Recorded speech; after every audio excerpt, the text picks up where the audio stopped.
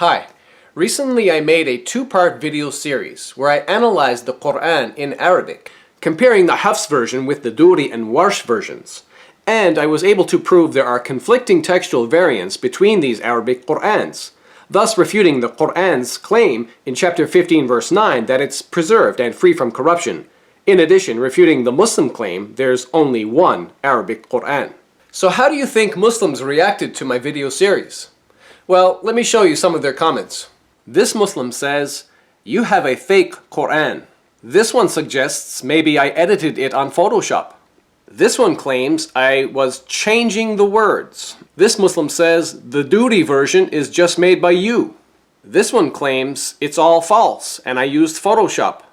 Another Muslim says, "I think that is your words." And finally, this Muslim claims, "You have printed the other Quran trying to mislead people."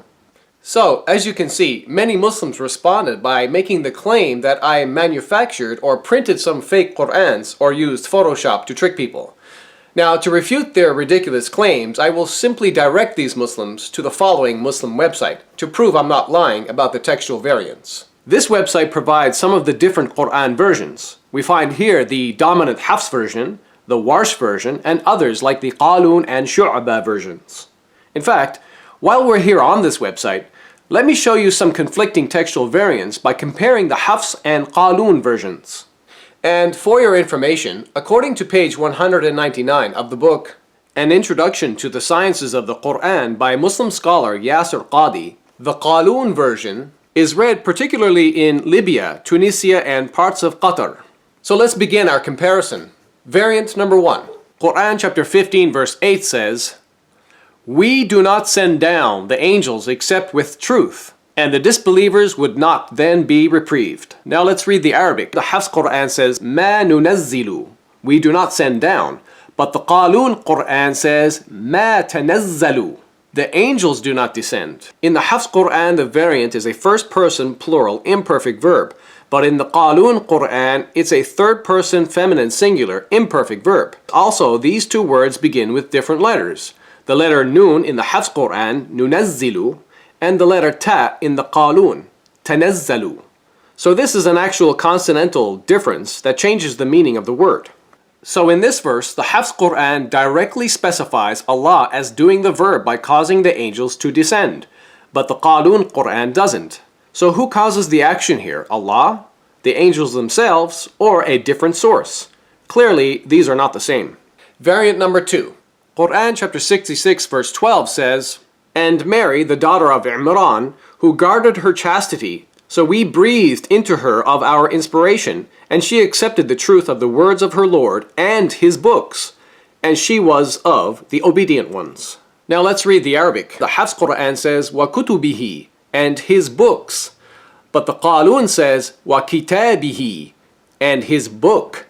In the Hafs Quran, the variant, kutub, is a masculine plural noun, but in the Qalun, the variant kitab, is a masculine singular noun. So my question is, did Mary believe in many books of God, plural, as in the Hafs Quran, or just one book of God, singular, as in the Qalun Quran? Clearly these are not the same. Variant number 3. Quran chapter 43 verse 19 says, "And they make the angels who are the slaves of the beneficent, females.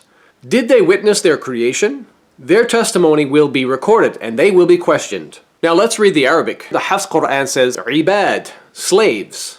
But the Qalun says, "Inda," which means in the presence of or near. In the Hafs Quran, the variant, Ibad, is a masculine plural noun. But in the Qalun, the variant, Inda, is a location adverb. So my question is, should Quran chapter 43 verse 19 say the angels are slaves of Allah, as in the Hafs Quran, or should it simply say they are in the presence of Allah, as in the Qalun Quran? Clearly these are not the same. Variant number 4. Quran chapter 43 verse 38 says, "Until when he comes to us, he says, 'Oh, I wish there was between me and you the distance between the east and west. How wretched a companion.'" Now let's read the Arabic. The Hafs Quran says, "Ja'ana," he comes to us. But the Qalun says, "Ja'ana," they both come to us. In the Hafs Quran, the variant, Ja'a, is a third person masculine singular perfect verb, but in the qalun, the variant, is a third person masculine dual perfect verb. So my question is, in this verse, exactly how many people come to Allah? Is it one person, as in the Hafs Quran, or two people, as in the Qalun Quran? Clearly, there is a difference in numbers here. And finally, variant number 5. Quran chapter 10 verse 33 says, "Thus is the word of your Lord, justified concerning those who do wrong, that they believe not."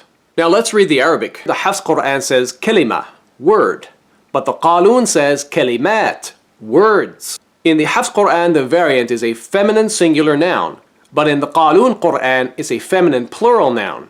So my question is it just one word of God, singular, as in the Hafs Quran, or is it a number of words, plural, as in the Qalun Quran?